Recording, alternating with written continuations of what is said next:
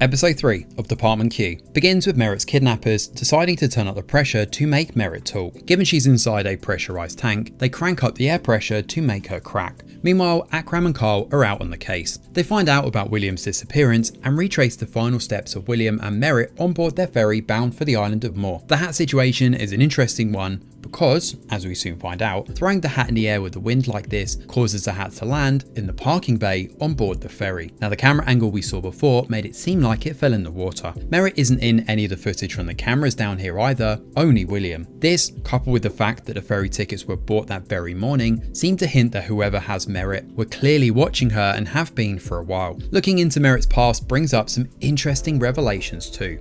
The one who initially attacked William and caused his head injury is a guy by the name of Harry Jennings. He's a local offender and broke into the Lingard household where the attack initially occurred. He died trying to evade arrest by jumping off a ferry. While Harry is no use here, they do find a clue coming in the form of Jamie Lingard.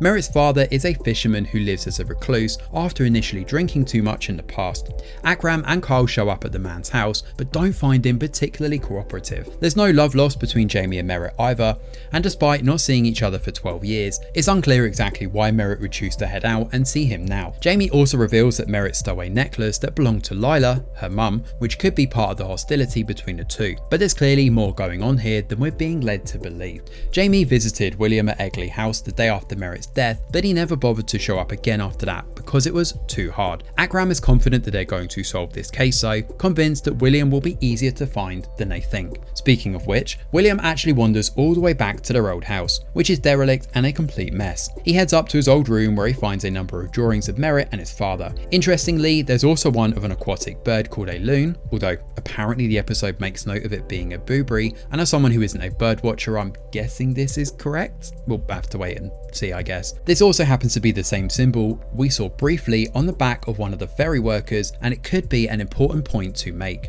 William dozes off on the sofa downstairs though, but he's awoken by a bunch of junkies that have taken over the house. They scare him into fleeing. Back at the station, Rose wants to be part of Department Q. She's getting nowhere with Moira and she's sick of constantly shuffling paperwork. Now, Rose has not been on an active case for 2 years thanks to suffering a heart attack and the police unwilling to put her in the line of fire again.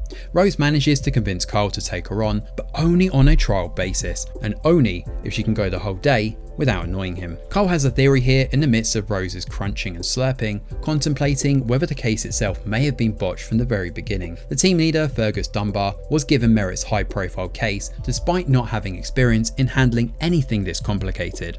So how did he get given this, and by whom? Carl decides to have Rose investigate this lead and see what comes up. While Rose gets to work, Carl picks at Stephen Burns. He shrugs off the insinuation that he could be involved, pointing out that he gave Merritt more opportunities than most.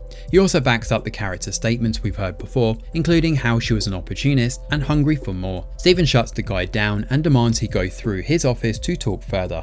Akram shows up at the old Lingard house and finds the junkies passed out downstairs, along with the drawings that William uncovered. Akram questions the junkies and they recognise William's picture. After a bit of pressuring, Akram finds out that he's run up the road. Naturally, Akram and Carl show back at Claire's place, having traced his movement on CCTV. It turns out he's actually out in the shed. He hands over the insignia of the bird and also a sketch of a man wearing a hat sporting the same symbol. Apparently William saw this symbol both on the ferry and at home. Flashbacks later in the episode confirm as much, with William spotting a man at the window watching him and Merritt one night.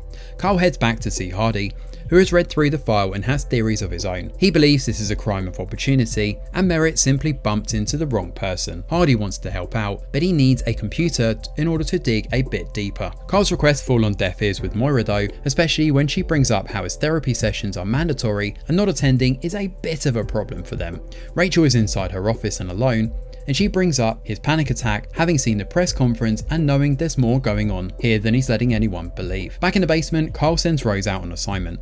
She's to head back to Moore and chat up the local officer Cunningham and find out about the case. He gives no illusion over why he's choosing her, given she's a woman and can sweet talk her way into getting the job done. Before she leaves, Rose looks over the evidence and checks out the aquatic bird again, which she traces back to being a booberry. As fate would have it, Blueberry is also the name of the boat outside the Lingard home in Moore during the robbery, so it would appear that everything is connected, which is where episode 3 comes to an end.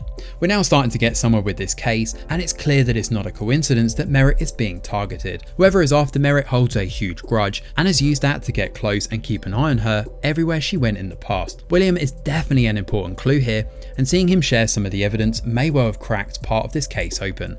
We still don't know how it's all connected to what's happening in the present with Merritt's kidnapping, and even if the shooting is linked or not. This strange letter holding the sigil could be important though, and I'm sure we'll find out more in the episodes ahead.